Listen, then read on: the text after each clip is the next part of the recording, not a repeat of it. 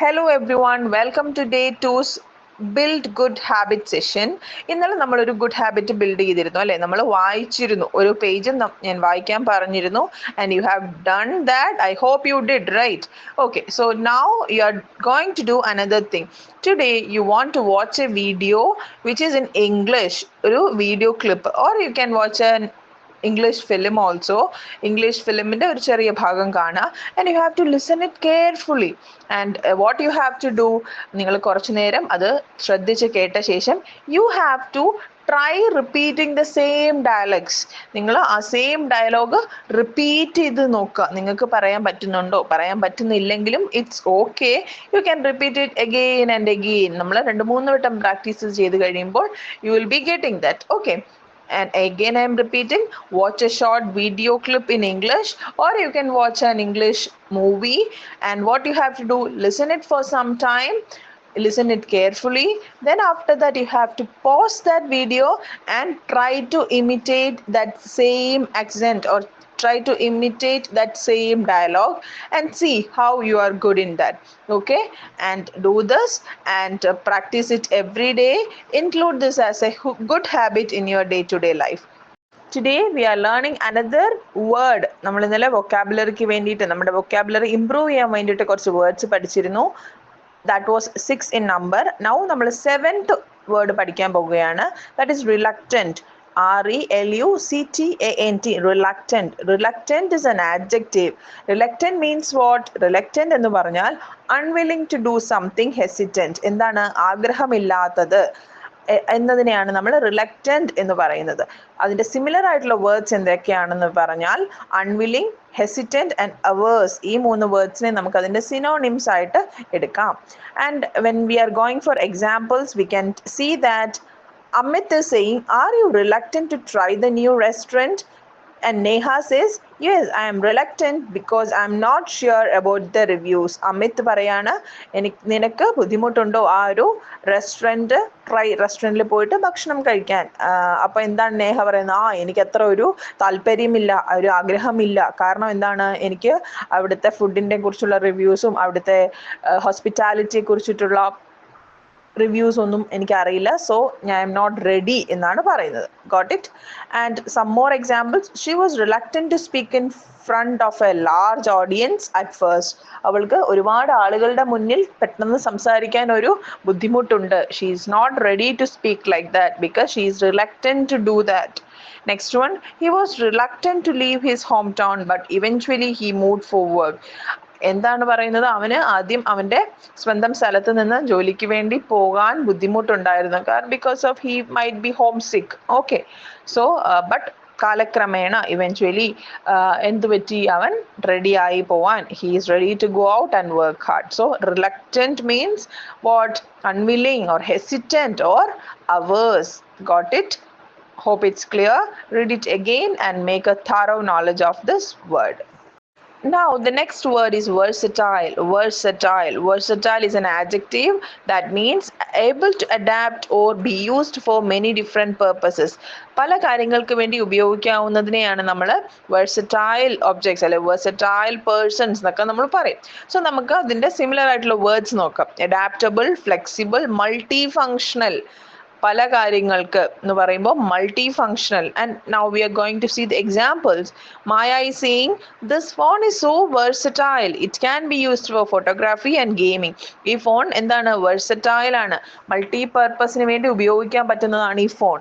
Okay, next person is saying, Sanjay says she is a versatile actor who can perform in both drama and comedy films.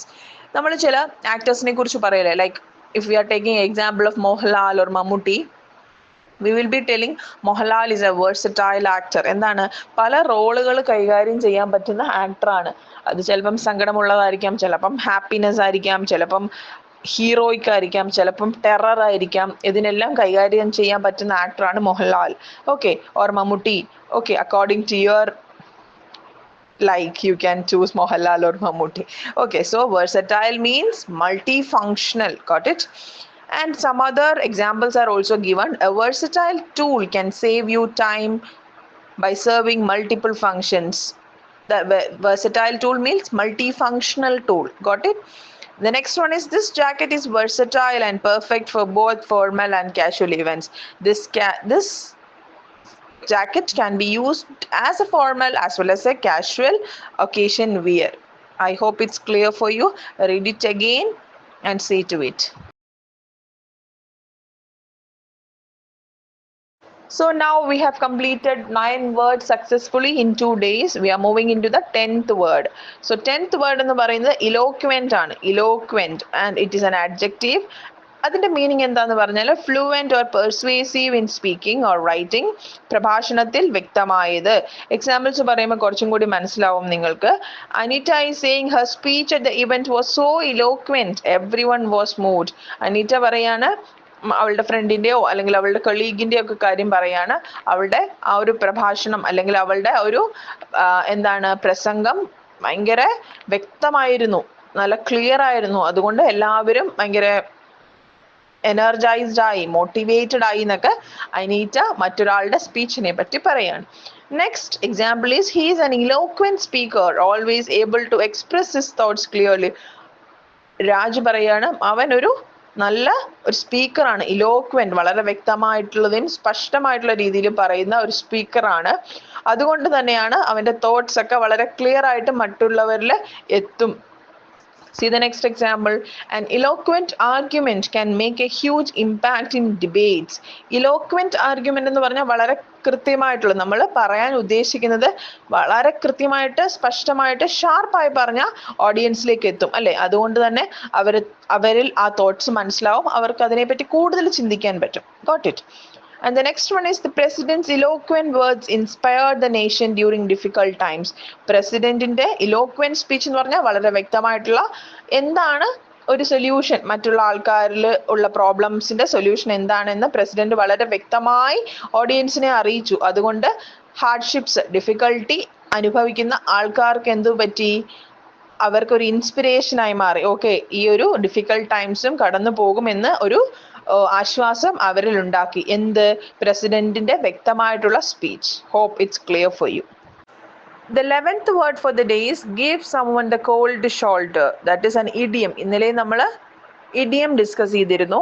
അതുപോലെ ഒരു ഇഡിയമാണ് ഇത്. ഇഡിയംസിനെ നിങ്ങൾ പ്രത്യേകം ഒരു category ആയിട്ട് not ചെയ്തിട്ട് ഒരു പേപ്പറിലോ അല്ലെങ്കിൽ നിങ്ങൾ പെട്ടെന്ന് കാണുന്നതോ ആയിട്ടുള്ള ഒരു പ്ലേസിൽ എഴുതി വെക്കുക. So that you can use it in your speech. It is very useful. So what is the meaning of give someone the cold shoulder? To intentionally ignore or be unfriendly towards someone. എന്താണ്? ഒരാളിനെ അവഗണിക്കുന്നതിനെയാണ് നമ്മൾ എന്ത് പറയുന്നത്? give someone the cold shoulder എന്ന് പറയുന്നത്. അതിന്റെ similar ആയിട്ടുള്ള words, it's clear no? Similar ആയിട്ടുള്ള വേർഡ്സ് ഇഗ്നോർ, ഷൻ, അവോയ്ഡ്, അതൊക്കെയാണ് സിമിലർ ആയിട്ടുള്ള വേർഡ്സ്. എക്സാമ്പിൾസ് നമുക്ക് നോക്കാം. Anu is saying, why did you give Raj the cold shoulder at the party? Anu ചോദിക്കുകയാണ്, നീ എന്താണ് രാജിന് ഒരു മനഃപൂർവ്വം രാജിനെ അവോയ്ഡ് ചെയ്തത്, ഇഗ്നോർ ചെയ്തത് എന്നാണ് ചോദിക്കുന്നത്. അതൊരു ജസ്റ്റ് ഇഡിയമാറ്റിക് രീതിയിൽ ചോദിക്കുന്നതാണ്. Why did you give Raj the called shoulder at the party? നീ പാർട്ടിയിൽ രാജിനെ കണ്ടപ്പോൾ എന്താണ് ഇങ്ങനെ മനഃപൂർവ്വം അവോയ്ഡ് ചെയ്തത്? Then Tanu was replying, I was upset with him, so I decided to ignore him for a bit.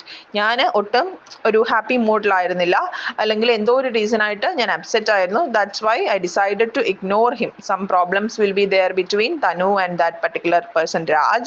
So അതുകൊണ്ടാണ് what Tanu did, she purposefully avoided or ignored him. So what we can use, we can tell the cold shoulder at the party എന്നുള്ള idiom നമുക്ക് അവിടെ use ചെയ്യാം. That is it. And see the next example. It wasn't fair to give him the cold shoulder because of misunderstanding. What is it telling? മിസ്അണ്ടർസ്റ്റാൻഡിങ്ങിന്റെ പുറത്ത് അവനെ മനഃപൂർവ്വം avoid ചെയ്യുന്നത് നല്ലതല്ല എന്ന് അല്ലെങ്കിൽ അതൊരു നല്ലൊരു ബിഹേവിയർ അല്ല എന്നാണ് പറയുന്നത്. കോൾഡ് ഷോൾഡർ എന്ന് പറയുന്നത്, ഐ എം റിപ്പീറ്റിംഗ് അഗെയിൻ, മനഃപൂർവ്വം അവഗണിക്കുന്നതിനെയാണ് നമ്മൾ പറയുന്നത് give someone the cold shoulder. Hope it's clear, and it's a very good idiom. You can note it somewhere and use it in your speech. Now the 12th word for the day is, it's not a word, അതൊരു phrase ആണ്. എന്താണ്? ഇന്നലെ നമ്മളൊരു phrase പഠിച്ചു. ഇന്ന് നമ്മൾ പഠിക്കുന്ന phrase ആണ് take it with a grain of salt. So അതിന്റെ മീനിങ് എന്താണ്? to not take something too seriously or literally. എന്താണ്? ഒരു കാര്യത്തെ പറ്റി നമ്മൾ ഒരുപാട് പൂർണ്ണമായും അങ്ങ് വിശ്വസിക്കാൻ പാടില്ല. സിമിലർ ആയിട്ടുള്ള വേർഡ്സ് നോക്കുമ്പോൾ നിങ്ങൾക്ക് കുറച്ചും കൂടി മനസ്സിലാവും. Don't take it too seriously. Another word is be sceptical. Examples പറയാം, അപ്പോൾ നല്ലൊരു ക്ലാരിറ്റി വരും. ഐഷ പറയാൻ, did you hear the rumour about Ravi getting a promotion? നീ കേട്ടായിരുന്നോ ഒരു സീക്രട്ട്, അല്ലെങ്കിൽ ഇങ്ങനെ മറ്റുള്ളവർ പറഞ്ഞ് ഒരു കാര്യം നീ കേട്ടായിരുന്നോ, രവിക്ക് പ്രൊമോഷൻ കിട്ടി എന്നുള്ള കാര്യം? So what is Rasheed replying? I will take it with a grain of salt until I hear it from him. Rasheed പറയാണ്, ഞാനിത് അവനിൽ നിന്ന് അറിയുന്നിടം വരെ ഇത് പൂർണ്ണമായിട്ടും വിശ്വസിക്കില്ല. Take it with a grain of salt ആണ്. അങ്ങനെയാണ് ആ ഒരു usage. Hope it's clear for you. And one more example is that don't trust every piece of advice you hear. Take it with a grain of salt. നീ നിനക്ക് കേൾക്കുന്ന അല്ലെങ്കിൽ നിനക്ക് കിട്ടുന്ന എല്ലാ അഡ്വൈസും നീ ഫുൾ കംപ്ലീറ്റ്ലി അങ്ങ് ട്രസ്റ്റ് ചെയ്യരുത്. What you have to do, you have to build a decision of your own and take the necessary advices from others also. That's it. Read it again. It's a very good usage. So നമ്മൾ ഇപ്പോൾ 6 words പഠിച്ചു കഴിഞ്ഞു. Now the task is to you. ഇനി നിങ്ങൾ എന്താണ് ചെയ്യേണ്ടത്? You have to construct sentences using these words. ഓരോ വേർഡ്സും ഉപയോഗിച്ച് ഓരോ സെന്റൻസസ് ഉണ്ടാക്കുക. അത് ടൈപ്പ് ചെയ്തും അതുപോലെ വോയിസ് ആയിട്ടും നിങ്ങളുടെ ട്രെയിനർക്ക് സെൻഡ് ചെയ്യുക. And get it corrected from the trainer. And അതുപോലെ തന്നെ നിങ്ങളുടെ ഡെയിലി കോൺവെർസേഷനിലും നിങ്ങൾ ഈ വേർഡ്സ് യൂസ് ചെയ്യുക, പ്രാക്ടീസ് ചെയ്യുക. പ്രാക്ടീസ് ചെയ്താൽ മാത്രമേ നിങ്ങളുടെ ഓർമ്മയിൽ നിൽക്കുള്ളൂ, നിങ്ങളുടെ സ്പീക്കിംഗ് സ്കില്ലും ഇംപ്രൂവ് ആവുള്ളൂ. Hope it's clear for you. Thank you. Now the calling activity for day 2 for you, and the topic is my dreams. നിങ്ങൾ ഇനിയും ചെയ്യാൻ പോകുന്നത് calling activity ആണ്.